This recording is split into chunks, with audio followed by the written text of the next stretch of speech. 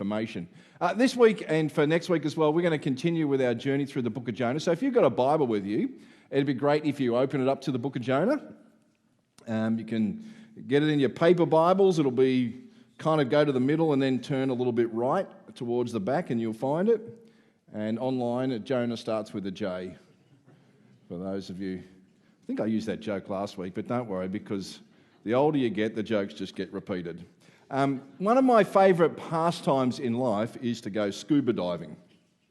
There's so many things that I love about diving. I love exploring new sites. And of course, the sea life is amazing in all sorts of different places. One of the things I particularly enjoy is I love it when you enter the water. It's almost like the rest of the world goes silent. You enter this different environment. A couple of years ago, my oldest daughter Lauren and I were diving at a site called Fish Rock. Fish Rock is a seamount near Coffs Harbour. A seamount is if you imagine the floor of the ocean is kind of flat, but then they have these little kind of like hills, little mountains, and it kind of pokes its heads out into the ocean. This seamount maybe only extends 20 metres out of the ocean, so it's not very high, but it's a fascinating place to dive because where seamounts are and things like that is often there's a lot of fish life and things around it. But one of the things that's peculiar about Fish Rock is that down the bottom of the seamount is a cave.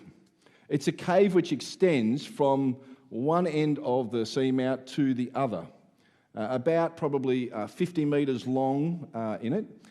One entrance is about kind of like 25 metres deep, and the other exit is at about 18 metres deep. And I think there's a picture up on the board. That's one of the entrances there. I think it's about 2 to 3 metres in diameter.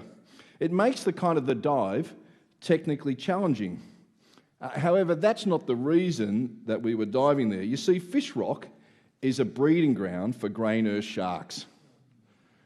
Grey nurse sharks are a magnificent looking shark. They have these hooked teeth which end over the front of them.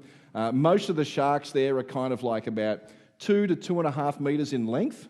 Okay, so that's kind of like, I find that when I see fish or sharks that are bigger than me, it makes my heart start to go kind of boom, boom, boom a bit. And you go very close to them. I mean, like literally you could reach your hand out and touch them. And when we were diving there in this beautiful place, it was incredibly enjoyable. But I was actually having a lot of technical problems with my first dive. I was having trouble equalising. Equalising is this thing where the pressure that's in the water changes as you go down low. And so the pressure in your breathing waves, like in your sinuses and things, has to equalise with it. You and I would all experience it, say, for example, when you go up the top of the Dandenongs or go in a plane, when your ears pop and things like that. That's the air pressure equalising between it. But I was having trouble. My ears wouldn't equalise properly. And here I was, surrounded by sharks at the depth of 20, 25 metres, and you start to feel like the potential for panic is real. You become aware of your vulnerability, your insecurity, because you know that if something goes really pear-shaped, something dangerous could happen. It's easy to slip into states of despair. Last week we left Jonah at the bottom of the sea, the bottom of a fish. He is in the midst of great despair, isn't it? And it said in verse 2 of chapter 2 that in my distress I called to the Lord. From the depths of the grave, you hurled me into the deep, into the heart of the seas. The currents swirled around me, the waves and breakers swept over me. I've been banished from your sight. The deep surrounded me. Seaweed was wrapped around my head. Engulfing waters threatened me. To the roots of the mountain I sank down. This is a kind of like a laundry list of the despair that he feels. There's real truth in the saying that we must hit rock bottom before we begin to look up. And here for Jonah in this most precarious of positions, in despair, surrounded, engulfing waters, a prisoner, the seaweed binding him, and death by drowning seems inevitable. He begins to look up. But Jonah's not alone in the midst of his despair in this account as we read through this book. You see, as much as Jonah was in despair and threatened with death, so was the great city of Nineveh. Their situation is maybe less dramatic than Jonah's, but no less perilous. If we flip over to the following chapter, in chapter 3, it describes them this way. It says, the day that Jonah entered the city, he said to the crowds, shouted to the crowds, 40 days from now, Nineveh will be destroyed. Jonah is confronted by imminent death by drowning. Nineveh has a countdown clock ticking. Tick, tick, tick. 40 days until destruction, or even more accurately, 40 days until it's overturned, flipped on its head. Both Jonah and the city of Nineveh were close to doom, seemingly no way out. Well, what do you do in those circumstances? What do you do when life is perilous around you and you're filled with despair? You know, in chapter 1, during the storm that was part of Jonah's experience, it tells us a story about how the sailors who were on the same boat as Jonah, how they bent their backs rowing for the shore. It gives us this image of how they take the oars, they plunge them deep into the waves. But the problem is that the storm is stronger than they are. The waves are kind of foaming around them. Maybe they do one of those things, you know, where they take the oars and they swing them hard, but the waves are kind of all full of air and stuff, and so they seem to go nowhere. In fact, it tells us that they were futile in their efforts because the storm only grew worse. It was wilder than ever before. And in Jonah chapter 1, verse 13, it has this beautiful little expression about their efforts. You might want to underline it if you like these type of things. They tried their best, but they could not. They could not. Their strong arms, their powerful teamwork, their experienced seamen, but they could not. You and I both know situations in life when events seem futile, and no matter how hard you try, you could not.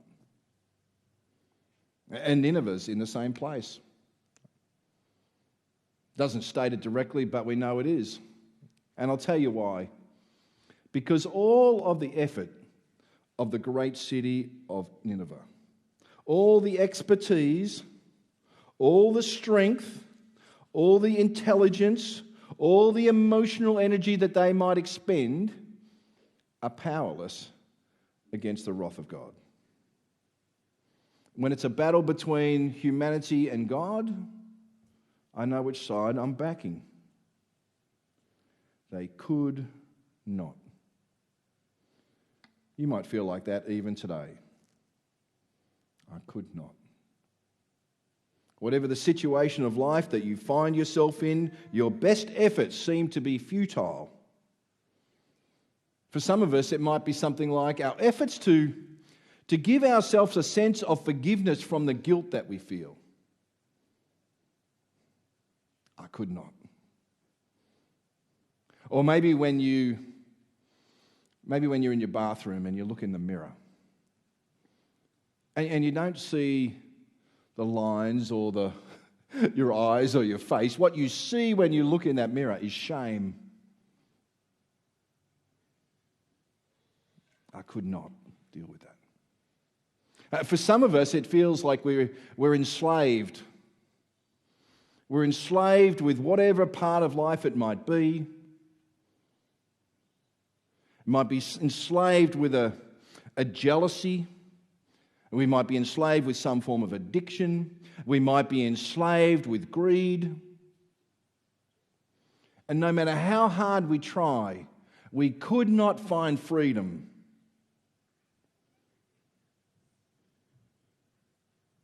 Paul puts it this way in Ephesians. He says that, remember that time that you were separate from Jesus, from Christ, excluded from citizenship in Israel. You were foreigners to the covenants of the promise, without hope and without God in the world.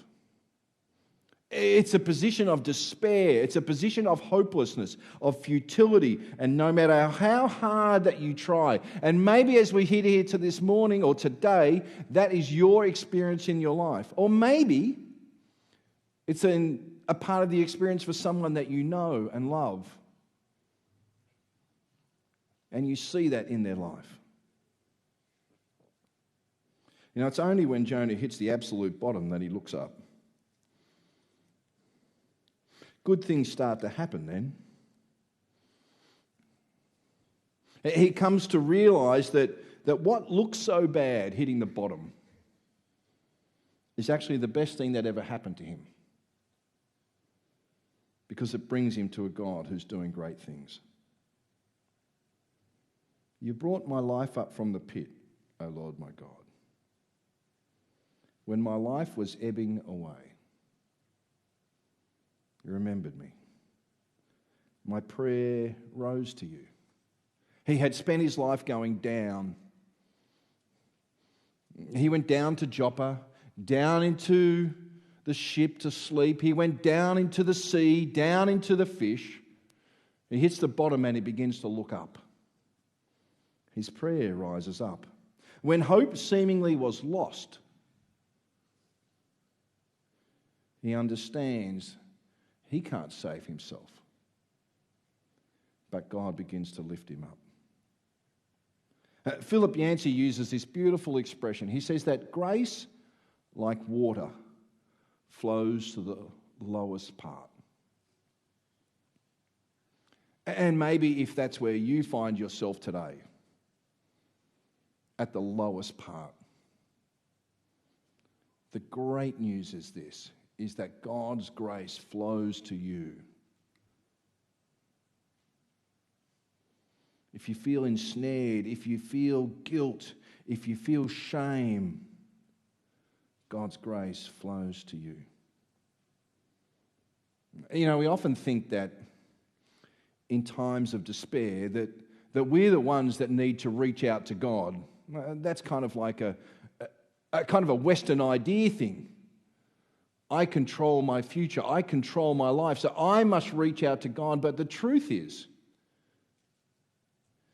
that God is already reaching out to you. When Jonah was running away from God in chapter 1, he doesn't realise he's being chased. At first, God's voice in his conscience might have felt like a gentle tap on his shoulder. But as he hardens in his resolve to block out the voice of God, that voice in a sense becomes louder. And God sends a storm that in a sense violently grabs a hold of him because God is reaching out. He's not finished with him yet.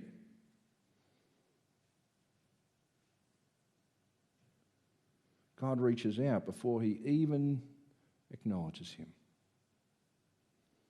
It was the same in the city of Nineveh as well. Nineveh's a great city of its time, filled with wisdom and wealth and opportunity, but they're also blithely walking down a path of destruction, living without God and without hope. But God is reaching out to them through the ironic figure of Jonah. In the very first verse of this book, it tells us how the word of the Lord says to Jonah, go and reach out to them. And then again, after Jonah's, submarine experience, the word of the Lord came to Jonah a second time. Go to the great city of Nineveh and proclaim this message that I give you. It calls Jonah not once, but twice. Why a second time? Do you think that Jonah maybe had forgotten the first time? I don't think so. I'm sure his memory wasn't washed away underwater. No, this is God repeatedly reaching out to Nineveh. This is the persistent love of God. And if you can take away anything from what I share with you today, that would be an incredible truth for you to grab a hold of, to take to your heart. Because as much as God is persistent with Jonah, and with Nineveh, he is equally persistent with you and with me. For the Son of Man came to seek and save that which was lost, that which was running, that which was in despair, that was at the bottom. That's what Jesus is about. I mean, Jesus describes himself as a shepherd who leaves the sheep who he's comfortable with to reach out for the one who's missing. Tells them a story. Who doesn't have 100 sheep? Doesn't, if one of them's lost? I put the 99 safe here and I go looking for the one. This is the persistent love of God.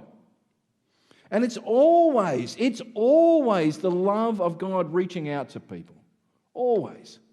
Always before we do anything. And you need to hear that today. So if you're in that place of despair, or you know someone else is in that place of despair, please be assured that God is reaching out to them in love. We love, the Apostle John writes these words, he says, we love because he first loved us. Get that order straight. And so understand, sometimes people I know, they feel abandoned, they feel worthless. Why would anybody do anything for me? Let me tell you that the love of God, something which is central to the very nature of God, is always reaching out. You know, Mel shared a couple of things this morning about people in different places, in difficult places. The love of God is reaching out to countries which cannot, in a sense, name Jesus or gather in any way, shape, or form. The love of Jesus is reaching out to the people of Niger at the moment. The love of Jesus is reaching out to anybody who is without hope.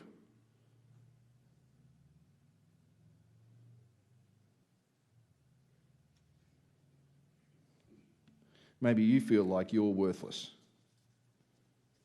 You feel like you're too guilty, you're too ashamed.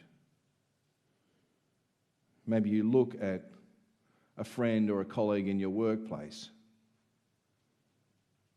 in your social sphere. Be reminded today that God's love is reaching out to them. No matter how greedy they might be, no matter how angry, no matter how bitter, no matter how stubborn, God's love is still reaching out. The beauty is that we see in this story the response to that love. Jonah's first response was to pray. He finds himself in that fish at the bottom. In my distress, I called out. From the depths of the grave, you listened to my cry. When my life was ebbing away. And this is the action that he takes. The first time when God had called to him and spoken to him, he ran. But now he responds. It tells us in chapter 3 that he, instead of running, he obeys. It's kind of almost a little bit of poetry. I didn't mean there. He prays and he obeys. Because this is the God that gives second chances. And as much as Jonah's life was turned around, so is Nineveh's. Because when Jonah enters that town and he delivers that message, the reality of that divine judgment strikes home into the hearts of the Ninevites. The reaction was immediate. If you flip over to chapter 3, in verse 5, it tells us that first of all it says that the Ninevites believed God. They declared a fast from the greatest to the least. They put on sackcloth. The news reaches the king and he gets off his throne, takes off his royal robes, puts himself in the same sackcloth and sits down in the dust. Issues a proclamation by the decree of the king inviting everybody else to fast and to, in a sense, to grieve their guilt and shame. Let everyone call urgently on God, he says. Give up your evil ways and your violence. You see that response that comes out of their desperation? They believed in God, I'm not just talking about some intellectual assent in their mind. They believed in the sense of trust. They put their hope in God.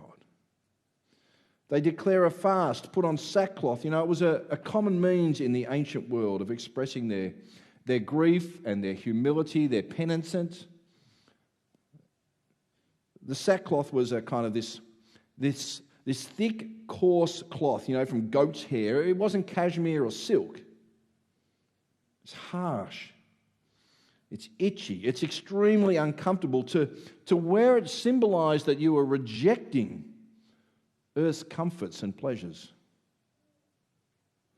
And from the highest in their society to the lowest, from those who had rank to those who had no rank, everybody participates. They humble themselves. Let everyone call on God. Prayer is always a part of true reformation. Their prayer, in a sense, is confirmed through their action. The king demands the subjects genuinely repent. Give up your evil ways and your violence. Here's a radical transformation of heart and behaviour. This is really God's grace in action that we see. Their response to his love. Where Jonah was headed to the land of the dead, but instead his life is brought up from the pit. His downward journey ceases, changes direction up. It brings an end to his descent, doesn't it? To the roots of the mountain I sank, but you brought my life up. God gives him a second chance. Nineveh's life is also turned around. They were headed to a life of destruction, and instead they have a second chance. When God saw what they did and how they turned from their evil ways, he had compassion, did not bring upon them the destruction he had threatened. Spared Jonah, spared Nineveh. You might recall that earlier on I mentioned that Nineveh had this ticking clock of 40 days until destruction. And I said, instead of destruction, actually really what the word means is that you would be turned over. They aren't in a sense turned over, but they are turned around, is how it describes their change. Because this is the impact of grace and love on a person's life, isn't it? This is the change that happens.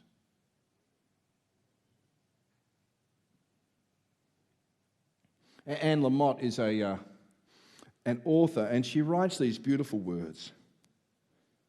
She says, I do not at all understand the mystery of grace, only that it meets us where we are, but does not leave us where it found us. I do not at all understand the mystery of grace, only that it meets us where we are, but does not leave us where it found us.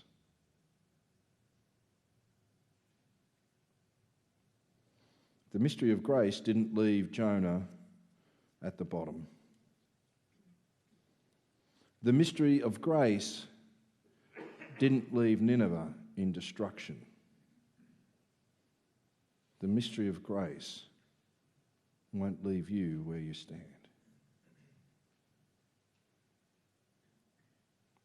God's mercy and grace is never deserved. We don't do anything to earn it. We don't do anything to deserve it. You can't do anything to make it more accessible, and you can't do anything to lose it, because it's the nature of who God is.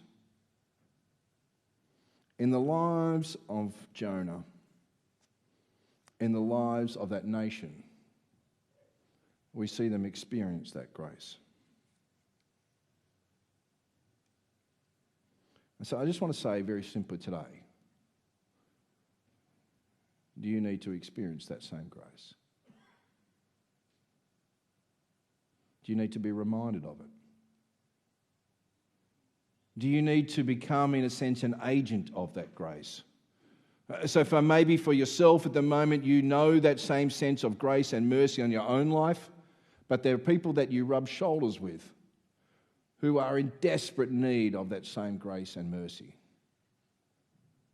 And maybe you're the person who God will work through to show them that grace and mercy.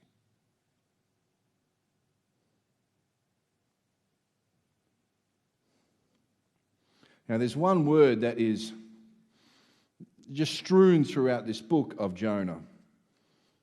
One word that's often associated with God all through the pages of it, repeated again and again. That word is great. We read it before when Jonah runs the other way away from God, that God sends a great wind that resulted in a great storm. The sailors were converted through a great fear. God appointed a fish for Jonah. Do you want to guess what adjective the Bible uses to describe that fish? Yeah, it's a great fish. God's doing something great in this story because Jonah was sent to Nineveh, because Nineveh is a great city, but God was greatly displeased and then becomes greatly happy. It's a great, great, great event. You see, the story today is of the God who is not only great, but the one who demonstrates great grace. Again and again, God's grace extends. Again and again, God's grace offers second chances. Again and again, God's grace seeks out, reaches out. It's that same grace today. You see, Paul writes, at just the right time, when we were still powerless, when all of our efforts were futile, when we were rowing with those oars as hard as we could but not making any headway because the storm overwhelmed our efforts, Christ died for us, for each of us, the ungodly. That is God's great grace. And here on this day, I want to invite you to experience that grace. For some of you, it might be being reminded that no matter how you find yourself today, that God's grace is reaching out to you. You feel like whatever you've been doing has been wasted energy. Well, I want you to know that God's grace is reaching to you. The God of second chances reaches to you.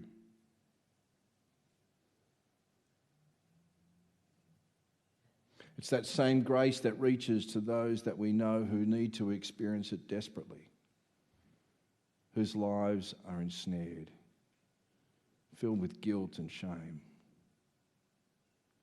God's grace can reach them too. So today I invite you to experience that. Let's pray, shall we? For our God, we thank you that you truly are a God of love. And that love lives itself out in your grace. Something we don't deserve. We don't earn it. We don't do anything to deserve it or to lose it. But your love keeps reaching out. And God, I want to pray for those who are listening right now who need to be reminded of that truth.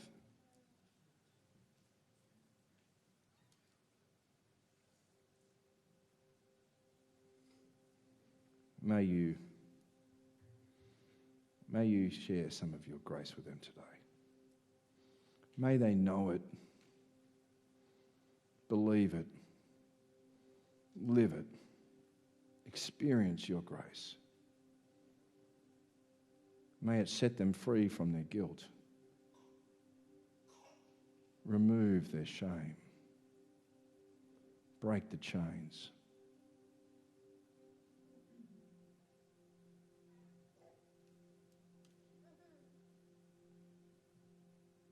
Our God, we thank you for your love and your grace.